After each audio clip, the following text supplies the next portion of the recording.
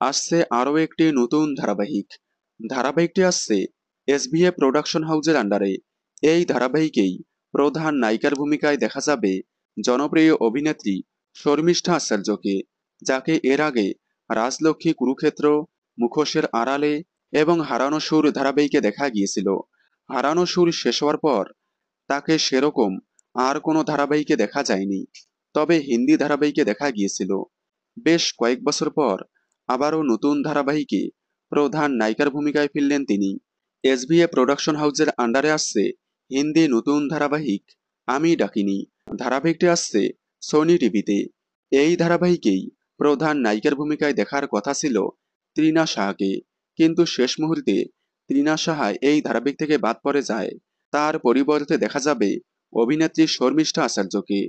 নায়কের ভূমিকায় দেখা যাবে জনপ্রিয় অভিনেতা রোহিত চ্যান্ডেলকে। বেশ কয়েকদিন আগেই এই ধারাবাহিকের টিজার সামনে আসলেও সম্প্রতি সামনে এসেছে এই ধারাবাহিকের প্রোমোতেই দেখা যাচ্ছে বাংলার অভিনেত্রী শর্মিষ্ঠা আচার্যকে। ধারাবাহিকটির নাম আমি ডাকিনি। আপনারা এসবিএফ এর এই নতুন ধারাবাহিকটি দেখার জন্য কতটা এক্সাইটেড কমেন্টে জানাবেন। বাংলা বিনোদনের এই ধরনের সকল আপডেট সবার আগে পেতে চ্যানেলটি সাবস্ক্রাইব করে পাশে থাকা বেল আইকনটি বাজিয়ে দিন। ধন্যবাদ।